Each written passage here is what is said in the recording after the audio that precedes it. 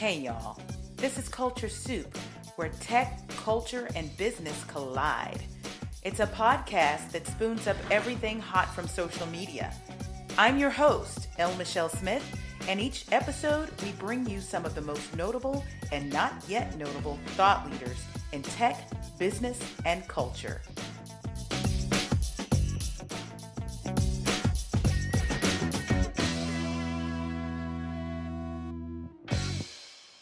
The year was 2002, and I was a vice president at Ketchum Public Relations, where I was overseeing media relations for a region and a wireless carrier that is no longer. Around that time, I received a phone call from a girlfriend that I had met in the late 90s. She was a young woman who had her own public relations agency there in Dallas, and she wasn't even 30. She was a dynamo, and instantly we became girlfriends. I remember us talking on the phone, talking about men, meeting for networking events, learning more about one another, and just becoming good sister friends. In this episode, my girlfriend and I cover the gamut. Everything from resilience to failure, to how to speak, the ups and downs of entrepreneurship, how to write a book. We go on and on. For this conversation, I encourage you to get somewhere quiet, grab yourself something warm to drink, or something that makes you warm when you drink it, because this conversation has nuggets all through it. My friend and I have known each other for over 20 years, and I hope that you can not only tell it when we speak to each other, but I also want you to feel like you're right there with us. So much to learn. And that's why I want to present a special extended edition of the Culture Soup with author, speaker, life strategist, and life coach, and most importantly, my friend, Valorie Burton.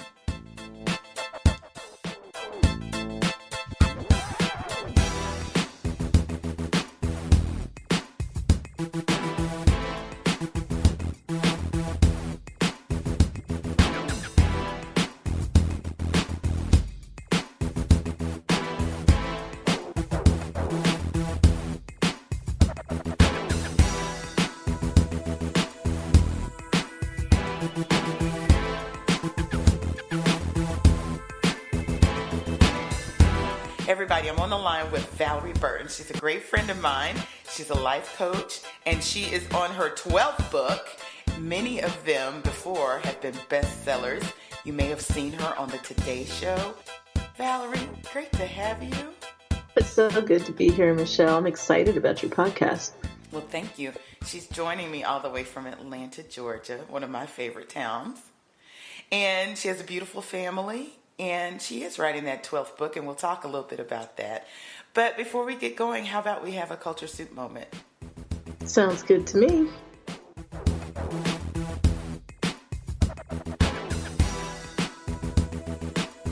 So I looked at the threads, and I see them every day. And there's one topic that never, ever, ever, ever goes away. People are always trying to do self-improvement. They're trying to be motivated. They're trying to get inspiration, and you sit right at that apex, don't you? Mm-hmm. Yeah, we all need inspiration. It really has to come from within. Mm-hmm. You know, what matters most to you? And I think really importantly, as our lives right now are so busy, we're so bombarded, we're so distracted, because there are so many forces vying for our attention, especially digitally, that it can be difficult to get clear about what you really want. That's true. And I think that's really where it starts with getting motivated. I always have a little bit of a struggle with that phrase, because I think what you really need is to be inspired from within and to get clear about your purpose and your vision and what excites you and what are you here for and who are you supposed to be impacting. And when you get about that business, the motivation is there. It's not something Totally. you have to find. It's just there. So why do you think people turn to social media? Is it the fact that there's just a community there of people that may be faceless, or there's digital resources that they could turn to? Maybe it's a little bit more anonymous. I don't know. It's all of the above, and a lot of it is how we are wired. It's how we were built. So we love community. We love to feel, for lack of a better word, admired. We love to get feedback. And if you think of that from just even the most basic human survival standpoint, the person with the most information is the person that's in the best position to survive, right? So our brain is wired to look for more information. And when you have it right at your fingertips, it can become addictive, really. And it does. Because it's constantly rewarding your brain's need for information, the craving that we have for information. And then you add to that, that sense of community and the sense of belonging and the sense of getting approval. And so whatever your particular issue is, there's probably a way that you can try to meet it via social media. And that doesn't mean social media is bad, but we can get into some habits that are counterproductive. True. So you mentioned the approval piece, and that's where my mind went as you were speaking. I was reading how as we start to share our information and we get the likes, the thumbs up, what have you, the comments that are encouraging, that it's a dopamine hit on your brain. Sure is. Which actually makes it addictive. So sometimes we go searching for that validation. You agree? It's a loop. We get that bit of dopamine. It helps us, it energizes us. We feel good, and we want more of it. And so we keep searching for more and more and more of it. And the world that we live in today is very different than even 10 or 15 years ago, where we had to stop at a certain point when it came to information. So, what social media feed have you ever been to the bottom of? Yeah, that's true. There's no bottom. It doesn't just stop. So we have to find those ways to stop ourselves. Because if we really are struggling with it, there's not going to be any kind of natural way that it's going to resolve itself. You have to make a decision that you want to resolve it, and you have to make your own rules for how you want to engage with social media. Absolutely. So many of us use it for business and for marketing. And, there is a personal side to it. And I quit Facebook personally. Last year. I'm sad about it. You're mad about it? I was sad about it. Oh, well, that's sweet. I do have a business page out there for the Culture Soup. I don't nurture it probably as much as I should because I'm not there. And it was the most liberating thing. Oh, yeah.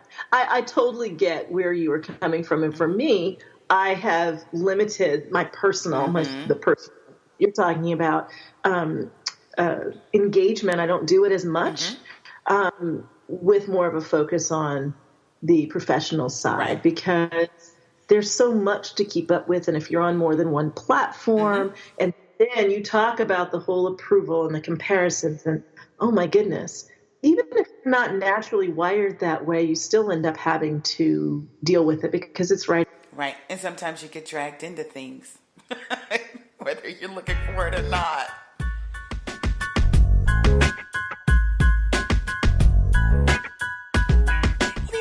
Valorie, I'm trying to remember when we met. It had to have been around 2000, maybe 1999. More than that? She's shaking her head. I believe it was 1997. Oh, wow. We shared a mentor. In ABJ? No. Wow. We were at an event that I believe, I'm trying to remember the name of the hotel. It was a nice hotel in Dallas. And our mutual mentor, Ed Stewart, who was at Southwest Airlines at the time, introduced us. And it was an event. I think Troy Aikman was being featured or something. And I was just sitting there talking to him. That's when I met you. And Ed went on about how sharp you were and how we absolutely had to know each other. Well, shout out to Ed Stewart, who was still a dear friend and all up in the Kool-Aid all the time with everybody because he cares. But yes, wow, I'm glad you remember that because trying to think if it was a DFW ABC event or what it was, but it seems like, after you've known someone so long, it's like they've always been there. Yeah, well, I mean, 97 was a long time ago. Yeah, it was. So It was, man. Valorie, we're old. Yeah, so 97, and you were running an agency. Mm-hmm. Tell me about I that. started my PR firm. I was still in my early mid-20s, and I was always entrepreneurial. Mm-hmm. And I knew, and as a kid, like in elementary school, I wanted to be my own boss, have my own business. And so I studied journalism in grad school, and I had done a couple of PR internships. And that's the route I took when I started my career. I was in marketing for an accounting firm there in Dallas, and I only had a job for a little under 2 years before I launched the PR firm. And you made your mark here in Dallas. I remember that Valorie, the Burton agency, that's right, the Burton agency, probably the only African American female run full service integrated marketing and PR. Would you say? There were a couple. I had a couple of mentors, Howland PR being one of them, and another friend of mine who was a consultant. And I was like, I want to do what you do, and I'm grateful for women who are encouraging. And for Dallas, Mm-hmm. Dallas was a great place. I found it to be a place that if you are good at what you do and you work hard, people will open a door. Not every city is that. And shout out to Lyria Howland, who was amazing. Yes. And she was focused primarily on diversity, that's for sure, which is great. And so you were running your agency. I think at the time I was at Ketchum Public Relations, that global agency, and we became friends. And then one day you came to me and said what? Yeah, I had sold my PR business after I had an epiphany one day that I was supposed to inspire women to live more fulfilling lives, and that I would do that through writing and speaking, and used all my marketing and PR background to self-publish my first book with the goal of getting a big publisher to pick it up. Mm-hmm. And that's what I did. The book came out in 1999. Mm-hmm. And the following year in 2000, Random House picked it up. And the year after that, I sold my business and just went for it. Like, I want to be a speaker. I want to be a writer. And Lord have mercy, I had no idea what all that was going to entail.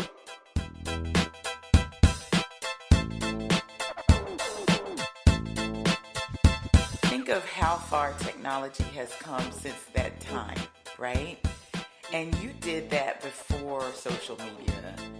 The one thing that people have always said about you that was just amazing, that helped you to do what you did, was that awesome, incredible email list that you had and have.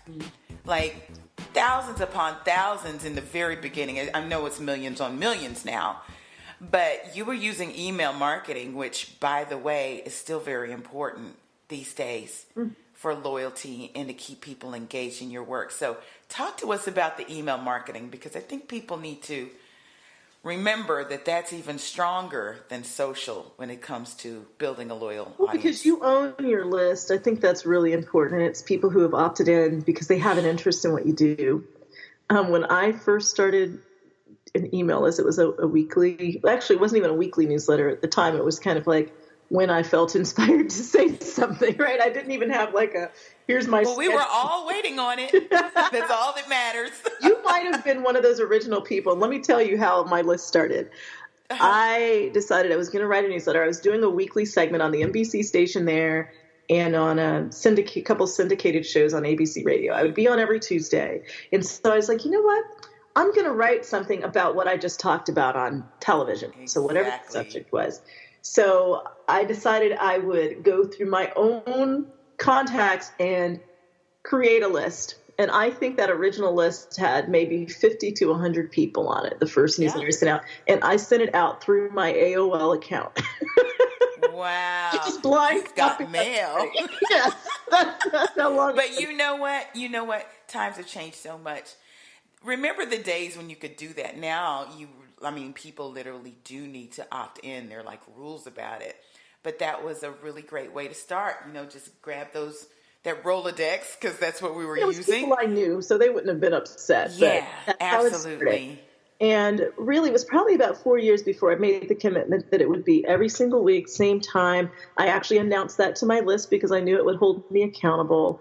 And from there, it grew. And I really think that the most important thing is being consistent and having content that people want, that actually is helpful to them. And being protective of your list, not abusing the list, not just giving it out to people to do whatever with. And so that's gold. It's priceless. Yeah. And so that's really, I think, for me, been an engine for my business. And when we started training coaches in 2010, really that whole business, the CAP Institute, has flourished from the list that started way back then. And now, of course, we have separate lists, and it's, there's a whole lot more to it. But I can't emphasize it enough. There were clients, speaking clients, coaching clients that were on my list a year, 2 years, 3 years before they ever contacted me. I didn't know they were on the list. They were just watching. And to me, that's how the real organic marketing happens. And that's the power of sticking with what you're doing and not constantly changing up because you don't see the results yet. Because I really believe a really big part of success is just perseverance. It isn't always the best person. The person that was willing to stick with it, to be tenacious, and to just be consistent.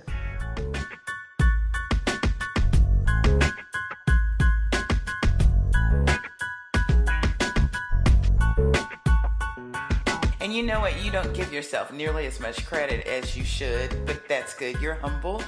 What you described was a really robust content strategy where you were saying, oh, gee, I'm on these shows and I'm going to talk about this. So why don't I write about it? I fell into that too. I was on the road like crazy speaking. And it's about the time that Black Enterprise said, hey, will you be a contributor? And I was like, where am I going to find the time? Then it hit me. Well, why don't I write about what I spoke about? Yes. And you know what?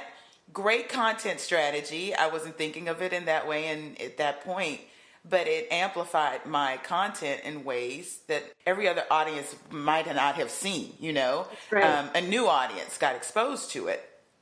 And suddenly this big cyclical thing happened where, I wasn't having to think of new things. Right. But the quality of what I was speaking about was shining through in writing, or I could expound on it or, take another route with it. But the ideas were always there. That is so important. And for me as well, that was a major turning point. So when I first started speaking, I thought I needed to say something different with every speech or else I was cheating. Like I already said that last week to people in Chicago. Right. Can't say it in D.C. this week. Right. Which is ridiculous. Of course you can. First of all, it's a really powerful message, and you're trying to get that message to as many people as possible. So even though it may feel uncomfortable to you because you feel like you're repeating yourself, it's brand new to the people who are receiving it. And the first couple of years, I really struggled with that. I felt like, I've got to have different stories and different this and that. It's like, no, you've got to figure out what your core message is and repeat that message as often as possible to as many people as possible because it's powerful. And then get it down, get better and better and better. And that is one way you get better by doing it again and again. I don't have major companies calling me because they want me to try out new stuff. Right, exactly. they want what I know works so that it can have the greatest impact on their people. Absolutely. I got that tidbit from Chris Gardner and didn't realize that I was doing it already. Talked to Ted Rubin before you, probably about 3 weeks ago. And he's with Brand Innovators. And that's where in 2017, I probably spoke with him 8 times. And each time I might tweak what I said, but it was basically the same thing. And we joked that he could probably give it back to me, but they wanted me in different cities Right. to share that same message because it was strong and it's powerful.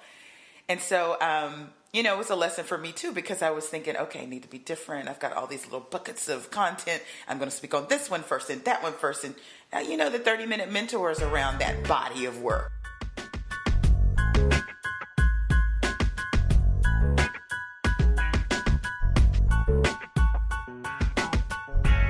So anyway, let's talk about your journey, because that first book, and give us the name of that first book.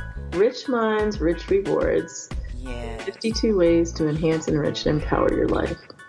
And I have to tell everybody, you were client number 2. And that's only because of the order that the contracts came in between you and Alelia. You might have been number 1, but you're client number 2. And I remember that there was a theme that you were working with then that was very powerful, and you probably still talk about it today. And it was about the power of failure. Yeah. I think, well, first of all, failure is one of those core fears. And it doesn't have to be if we really see it as a learning tool. That's one of the things I talked about in that very first book. Use failure as a learning tool. And I have failed multiple times in my life, like most people have. And what I found is that if I see it as a growth opportunity, even if at first that's really hard, it's not like we fail and right in the middle of failing, we're like, "Ooh, I'm growing." Yeah. I'm failing forward, people. Yay. Yeah, there's no yay there. But if we understand it's a part of our journey, and when we resist it, we only make it more difficult and a lot longer part of the journey. If instead we recognize, hey, maybe that wasn't the door for me. Maybe there's some changes that I need to make. Right. Maybe there wasn't a way for me to avoid that, because life doesn't go from A to Z in a straight line. And if we can embrace that, it just makes it a lot easier. I mean, I think one of the worst things in life is to succeed at something you weren't meant to be doing. Oh, yeah. A lot of people out there doing it. Yeah. Shout out to the people who are out there succeeding at stuff that they're not happy with. And I hope you're listening now. Yeah, because so you're less likely to change. Sometimes failure is the thing that catapults you to where you're supposed to be. That's been my life experience anyway. So there's a story that you would tell because you were in the military. And your dad is a veteran too, right? My dad retired after 24 years in the Air Force. I'm an Air Force brat. I was born on an Air Force base in Florida. Then we moved to Germany. Then we moved to Colorado when I was in the 5th grade. And I lived there through my first year of college, which is of significance to your question, because I spent my first year of college as a cadet at the U.S. Air Force Academy. And really, Air Force was all I knew. My mom is retired from what used to be called the Army Air Force Exchange Service, which is headquartered in Dallas. That's how I ended up in Dallas when I finished school. And the Air Force Academy was the biggest tourist attraction in the state of Colorado. So I wrote my term paper on it in 9th grade, decided that's where I was going. I got there and realized that it wasn't my passion, that I had no idea what I was stepping into. And it was really difficult for me. It was a rough year. My parents divorced.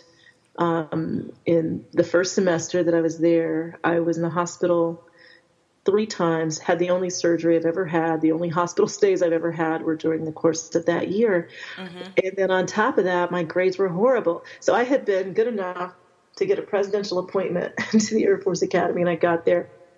And I think the first time I got my grades, it was like a 1.4. Like I didn't know you could get a 1.4.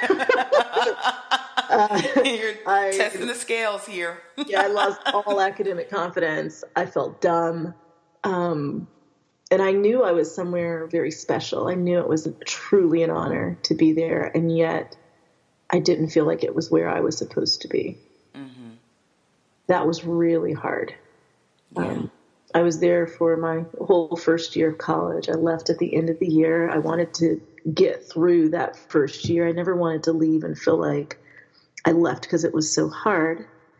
And yet I knew what my dreams were, and I realized I wasn't probably going to be able to pursue those. Yeah. And I left. And so what happened was, because I suddenly felt dumb, like I had not measured up, like I had failed, and I had always been the youngest. In fact, in my class there, I think I was the third youngest out of 1,400 people. Mm-hmm. I had always been a little ahead, right? Mm-hmm. Mm-hmm. And now I wasn't. So I spent the next few years trying to, like, what I thought was my, kind of my identity, that I was the Mm-hmm. smartest, the fastest, youngest. So I rushed through school, Mm-hmm. and I really missed that journey. I graduated Mm-hmm. at 20. I had gone to 3 colleges in 3 years in 3 different states. Yeah. And then I went straight into grad school in journalism and rushed through that too. So by the time I finished my master's degree and moved to Dallas, I was 21 Mm-hmm. and had just started to enjoy what I was doing, and now I was thrust into the work world. Well, you made a really good point that in the failure, inside that moment, you're not happy. You're not seeing, oh, gee, after this, I am just going to blossom. You don't see that. So along your journey, where was that point that you realized that if that door hadn't shut, you wouldn't be able to prosper in the way that you should be prospering?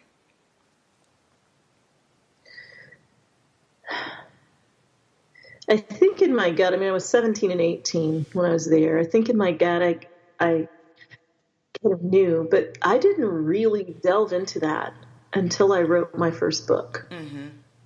I was writing the chapter about using failure, and I was still embarrassed. Mm-hmm. I was not talking about it. I don't think my dad talked about it for a couple of years. Yeah. After I left, he was still in the Air Force. He had been so proud. I had not heard my dad cry until the day I called and read him my acceptance letter to the Air Force. Wow. And so that makes I was it really about hard. Yeah, I was about 26 when I wrote that first book.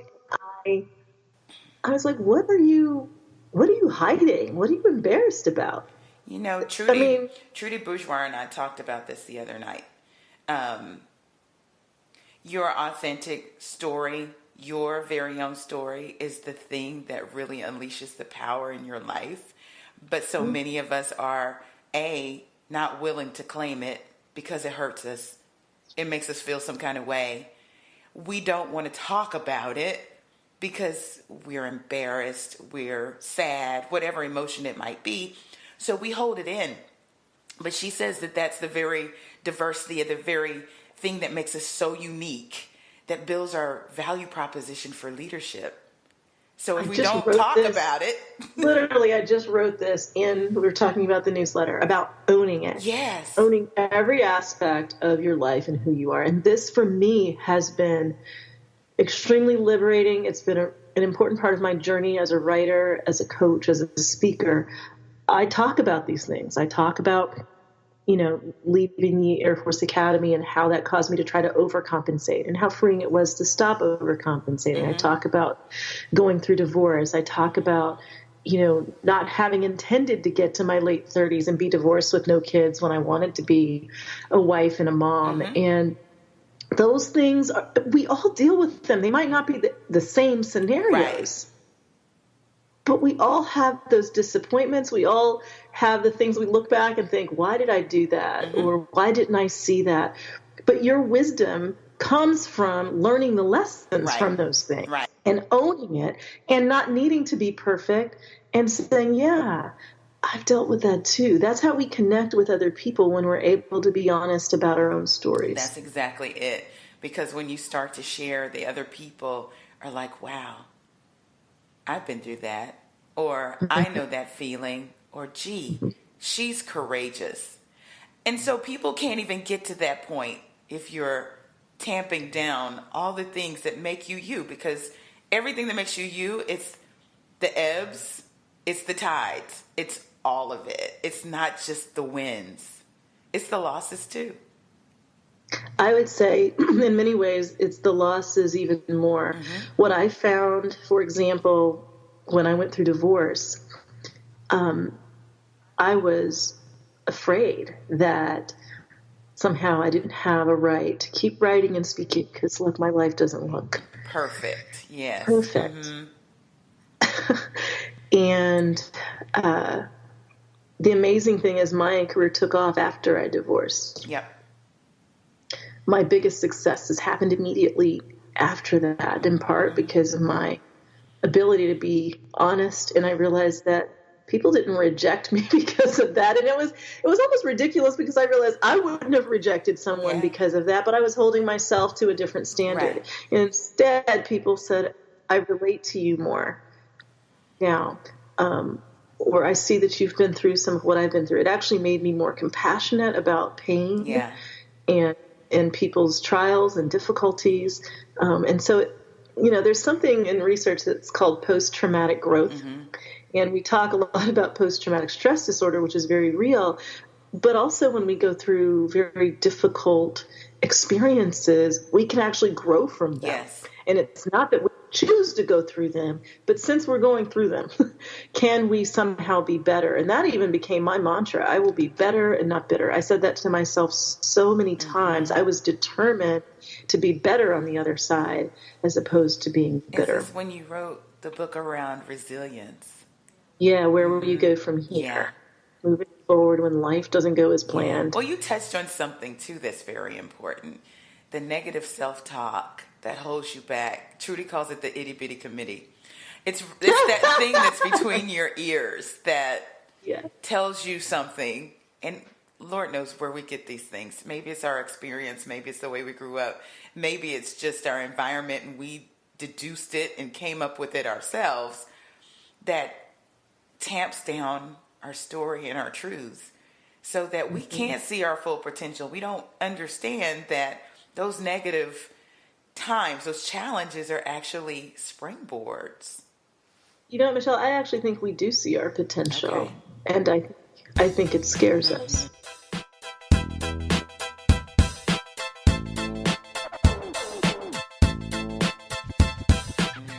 I think we see our potential and we are so afraid that we might not reach it, that we don't want to experience that disappointment. And so in order to protect ourselves from the possibility of such a huge disappointment, we just shrink. Yeah. We make the dreams smaller. We stop really embracing what the potential might be because what if I'm wrong? What if I get that? But it's the stuff that our heart hopes most for. Yeah. That threatens the biggest disappointment. Mm-hmm. And so we have to be willing to risk. And when we failure differently, it's possible to risk it. I mean, if we look at failure as an opportunity to grow and to learn, then we can risk the possibility that maybe we don't get exactly what we want, but we'll grow from the experience. This is a mindset, and it's interesting because the format of this podcast is that I sit down with my friends, old and new, and we talk about, something off of the internet that spurs and tease up their story.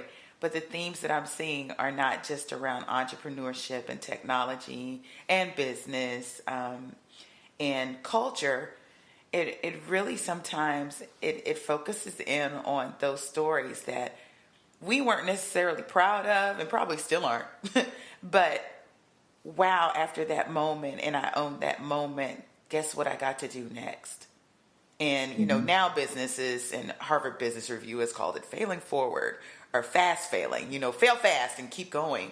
But I'm seeing this thread in these very successful people that they're owning failure. And it's, it hurts, but it's not a bad thing. Well, I think it takes a lot of energy to hide from your failures, to have shame around your failures. I mean, it's the idea that somehow you are not good enough or there's something wrong with you, as opposed to failure is just an event. And so that's a really important shift. And you mentioned mindset and the idea of mindset. One of the things I discovered as I was, I went back to grad school a second time back in 2007 at the University of Pennsylvania to study applied positive psychology. It was amazing, some of the research that I began learning about and being exposed to. And one that really impacted me was the work of Dr. Carol Dweck, who wrote a book called Mindset about fixed versus growth mindset. And I realized in many areas I had a fixed mindset. When I was at the academy, that was a fixed mindset that felt like the failure was defining who I was, as opposed to being an event that happened that I could learn from. And so there really is a huge difference between failing and being a failure. Absolutely. Failing is like, oh, that happened. What do I learn from it? Being a failure is your identity. And so if you process it differently, then you can really have a growth mindset and say, well, what can I learn from this experience? And so for many of us who have succeeded in many ways, and I'm talking about from childhood, you may have been praised for being smart, for being gifted, for being talented in some way. And it became a part of your identity. And that can create a fixed mindset where when you fail at something, when it doesn't go well, you really almost panic, because now this somehow might prove that you are not as wonderful and smart and talented as you or anyone else thought you were. And so I think a lot of people who actually have always been thought of as being smart struggle with that. And in fact, even the idea of effort, that we have to put forth a lot of effort to get what we want. For those with a fixed mindset, it's like, oh, no. You might have been one of those kids in school that every time you got an A, I didn't study that hard. Right? Absolutely. Because people with a fixed mindset don't really praise or don't really value the effort, the tenacity of having to do something over and over and over again in order to be able to get to where you want to be. But if you just see this as a journey, and there are setbacks, there are things to learn, and that where you are right now is just a starting point. There's so much more potential. There's so much more to learn. You don't have to know it all right now.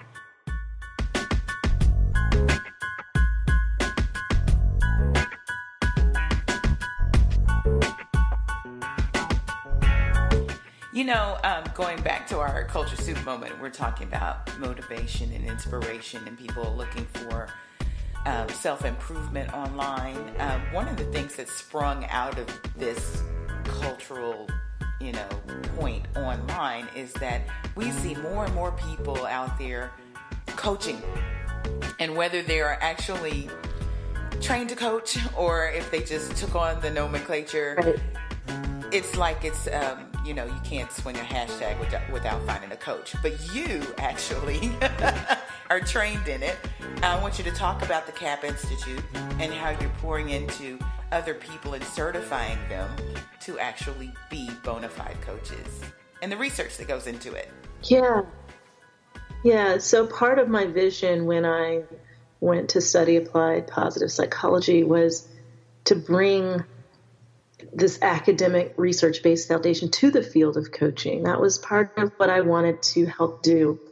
And so I started coaching in 2002. That's when I went through my first training, and learned that, wait a minute, this is really a discipline, just like any other professional discipline.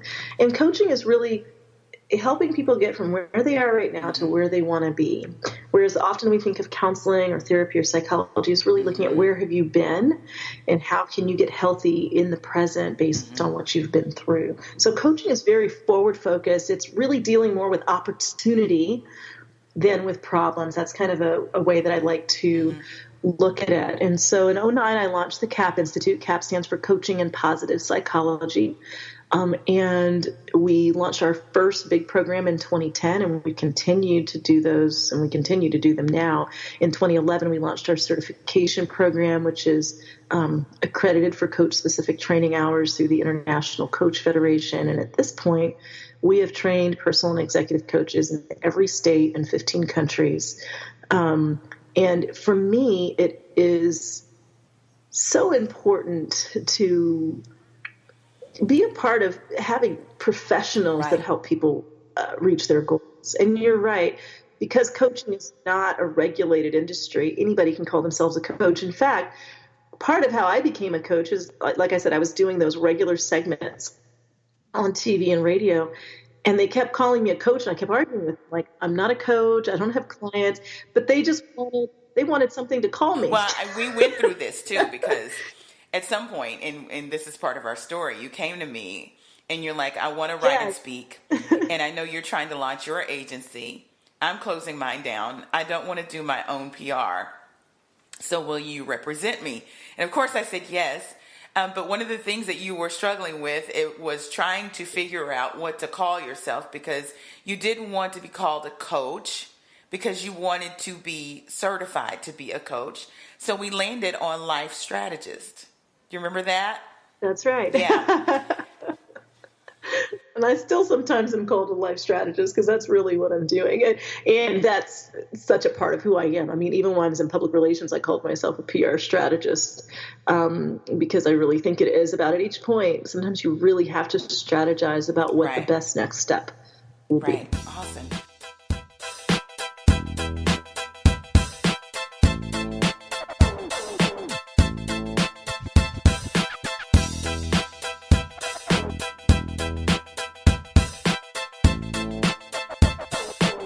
So, okay, you put down the agency, you sell it.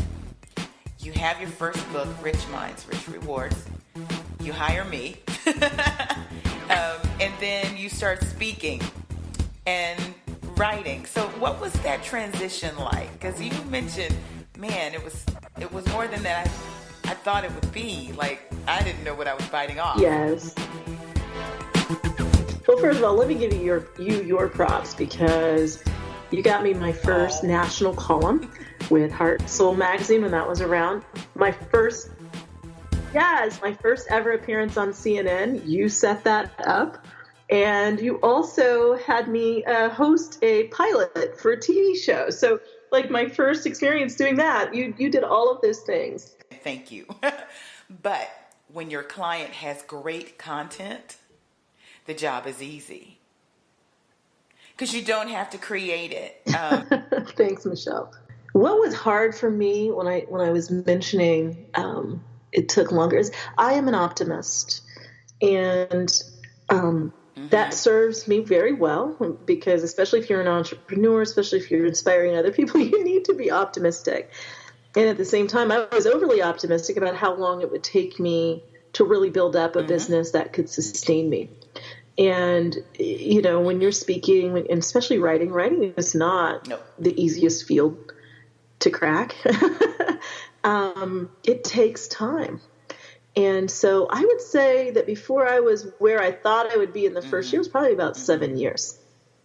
7 years. And those first few years, I did a lot of going on the road and speaking. I wasn't even being paid. I might sell books and bring home a little bit of something.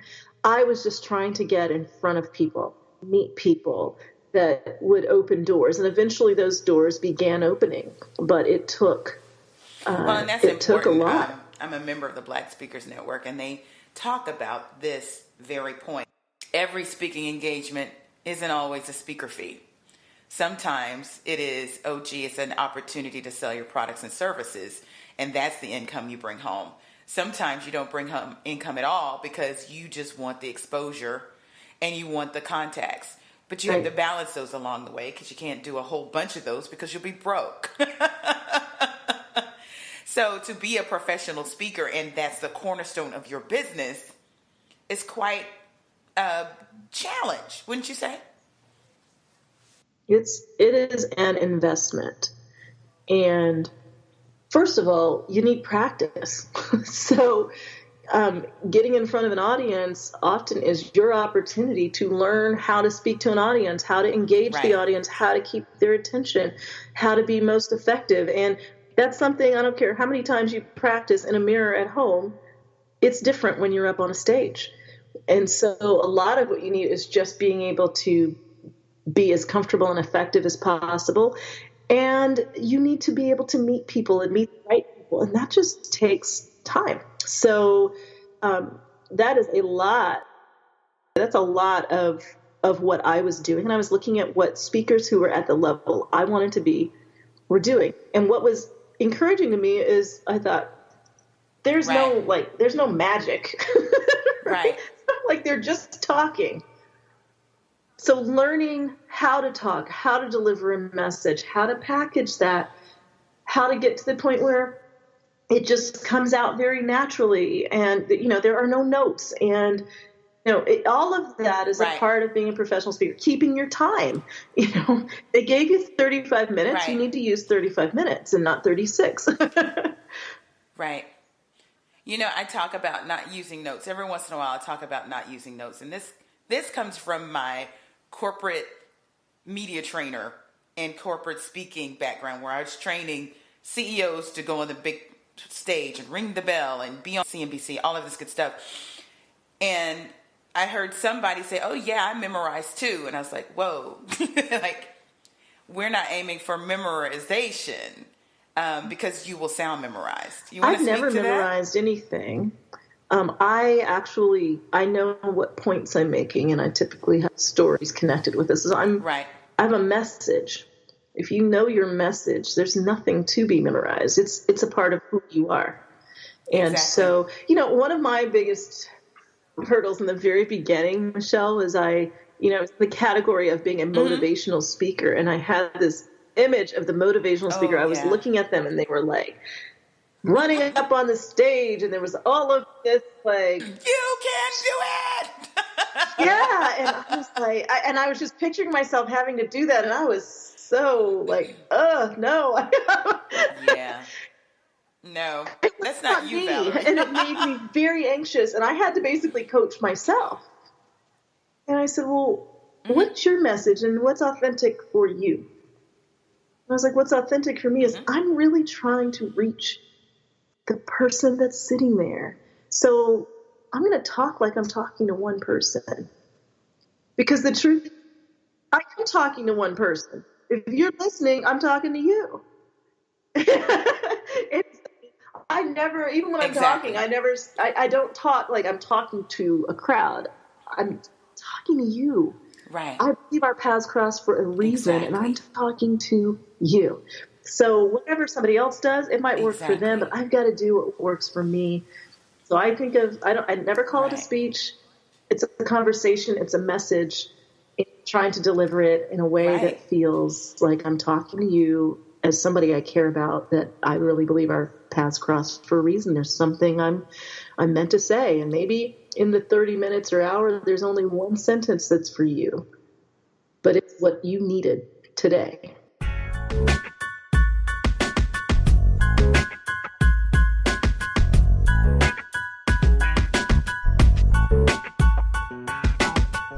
The other reason why memorization doesn't work is because you need to read your audience, and it needs to be a dance. And if you're getting a vibe from that audience, you need to be able to pivot. Can you talk about that? Have you been in that situation? Well, I used to get nervous when I would get ready to speak. And there was one speaking engagement I did in Saskatchewan, Canada, where I was feeling particularly nervous. I was speaking 3 times in the same day and to the same audience. And they were all keynotes. And I stopped and said, what are you nervous about? And I realized what I was nervous about was I was thinking about myself. Was I going to be funny? Were they going to like me? It was all me. And it was like, I felt like God was saying to me, this isn't about you. Yeah. You're there to serve. Yep. It's about the people in the audience. And suddenly something just switched for me. I'm there to serve. I'm nervous about serving. No. It is completely a place of, I'm here to give you something. And I don't know why you need it specifically today. You know your individual circumstance. From that point on, I always remembered, I'm here to serve. Right. And that takes away all nervousness, because then it's not about me at all. It's about my audience. I often will for my audience before I even speak. Just that want the message, that they will hear what is meant for them. And for me, that just makes the whole process a lot easier. It takes a lot of the anxiety out of it. Yeah.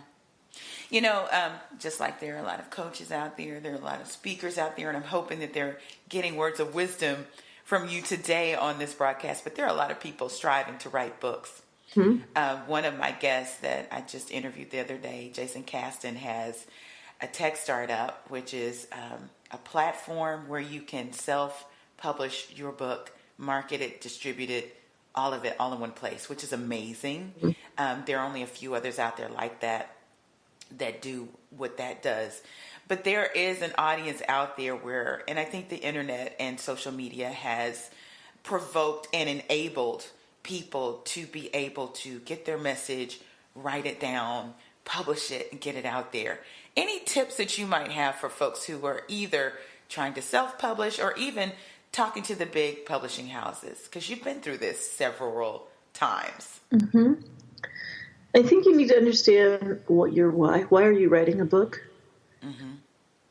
At the end of the day, what will people get that they didn't have before they read your book? That's really important. And then what is your unique take on it? What makes it unique? There are so many thousands of books published every year. How do you stand out? I think that although we hear you shouldn't judge a book by its cover, a book is judged by its cover. Yeah. Make sure your cover is fabulous, that it speaks to your audience, that your title speaks to your audience. What I see most with people trying to publish books is that they miss the mark on the title and the cover, and then they might have fabulous content that no one ever picks up. Right. Because it didn't grab them, or it might have even pushed them away. And so I think it's very important to look at the marketing even while you're writing, meaning you're really thinking about what will engage the reader. And these days that means engage them, get them talking online, get them talking to their friends, their colleagues about your work, because your ideas are different and they are having impact. So content is always the most important, but your packaging needs to support the great content. Absolutely. There are a lot of folks doing ebooks. I have done a couple of them, and for me, they're test balloons for a larger project. Do you have advice for folks that are doing ebooks? Because it's very different. It's bite-sized content. It's not necessarily a full book, but you're trying to deliver a message, as you put it. How you have any advice for people who are trying to sell their products in that way? Well, I think digital format is fantastic because you can get it out very quickly, and there's a very small amount of expense in being able to do it, and everybody has the ability to read your ebook now. Yes. 20 years ago, that wasn't really the case. So if you're thinking about it, starting with an ebook, I think is a really great idea. But the same thing applies. You still got to have great packaging and really great content. And so focus most on your message and your content. Because even though, like I said, the marketing is important, the packaging is important, if you grab them with the packaging and then they open it up and it's nothing new, it's nothing fresh, it's nothing helpful, then it's just something that's pretty that has no substance.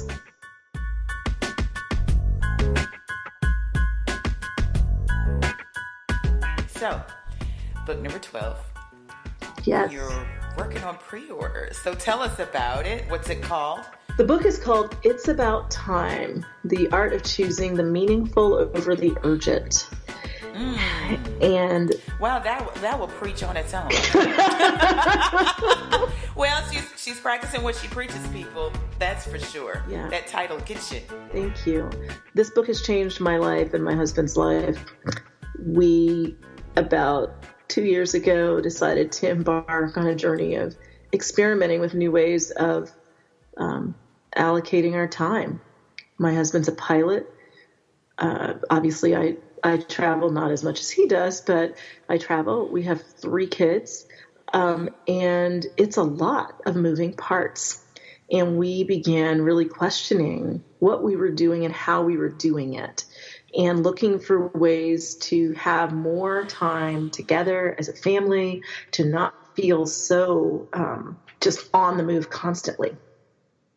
And in doing that, we, we made a lot of changes, just simple things like planning a year out in advance, which ultimately led to a fabulous family vacation that other family members started saying, "Hey, we want to come."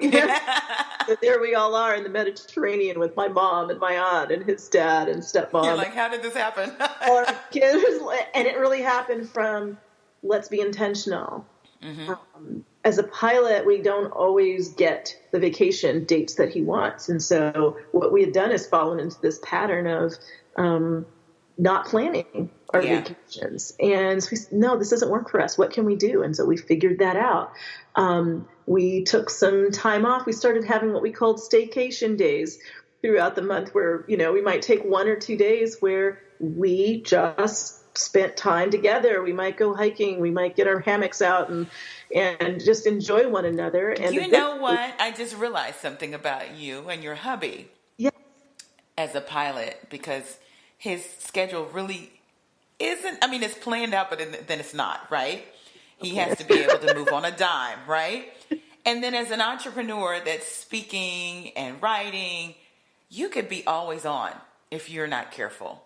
So the two of you together, y'all are busy all the time. And then add in the 3 and the 4-year-old he's got his own agenda. That could be really off the chain, Valorie.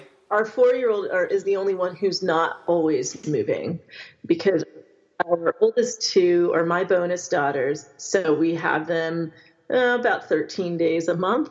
So they come and go, which coordinates with my husband's schedule when he's here. So Jeff is coming and going. I'm not coming and going quite so much, but Alex is always here. Yes. And so, and he's something else. He's wonderful. He's a cutie. And so in slowing down, we just changed some things, and we actually dusted off some old dreams we didn't know we had. We ended up moving to basically a farm, ranch, whatever you want to call it, because we remembered my husband's dream of having a house with an airstrip and being able to fly. And so that's what we encountered. Like, it just appeared. I still don't know who posted it. Our house. I actually saw it somewhere online and just haphazardly sent it to my husband, not because I wanted to move, but I was like, hey, look, thinking maybe this is something we'll do in 10 years or so. And, add it to the vision board. add it to the vision board. And my husband had started driving by the house and, did you go look at it? I was like, look at what? Like, it was not something I was seriously considering. And so we have a life that is very unique, very adventurous, very meaningful for us. And we have been able to take better control of our time. And in the process of writing the book, what I came to realize is that all of us are dealing with changes that have fundamentally shifted our relationship with time. If we go back in time, it's really the Industrial Revolution that changed everything. Yes. But I didn't even realize before that. You know, there were 300 time zones just in the United States. What? Talk about that. Watches. People didn't have watches, right? That was like a very expensive thing that wealthy people had. Right. If you wanted to tell, you needed to look at where the sun was. And, maybe you would go to the middle of town if you had town.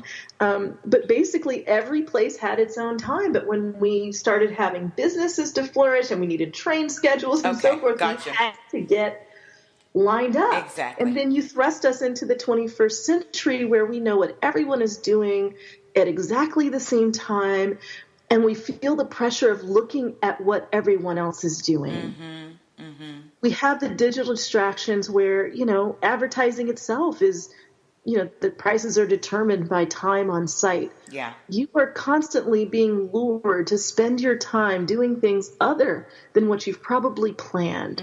And so you need to have a plan to be intentional about your time, because there are a lot of false urgencies, things that feel like we need to be attending to them right now. That's why I think it's great that you just said, you know what, I'm going to pick my social media platform and stick with it, because I feel like I'm being sucked into things that I don't want to be sucked into. And those things feel urgent at the moment, and they're not. They do.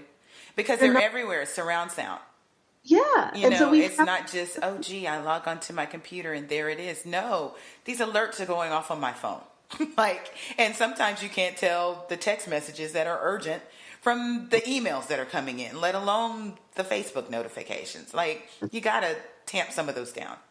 That's right. So in the book, I really talk about not only kind of the external things that are impacting us, but also what I call core vulnerabilities. And I created a whole assessment in the book around this. But all of us have some core vulnerabilities that make it even harder for us to choose the meaningful. So, for example, I mentioned optimism for me.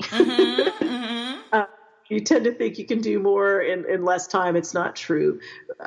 For others, it's issues around perfectionism, for example. A lot of us have that as a core vulnerability. Excessive guilt is another core vulnerability. I mean, and I find this as I've coached over the years, a lot of especially single parents can feel like they need to overcompensate for things for their kids. And so they may spend extra time in ways that if they look back, they go, maybe I should have done that. Or maybe you have people that manipulate you. And so they use guilt to get you to spend your time doing what they want as opposed to what you want. So we really are living in a time that's very different when it comes to being intentional about what we do with our time. And if we're not careful, we can spend our lives doing the things that seem important only to get to the end and realize that we missed out on the things that really are. That's good stuff. And Valorie, all of your books are good stuff. Every last one of them. I haven't been able to read them all. You churn them out it's amazing. I am very impressed.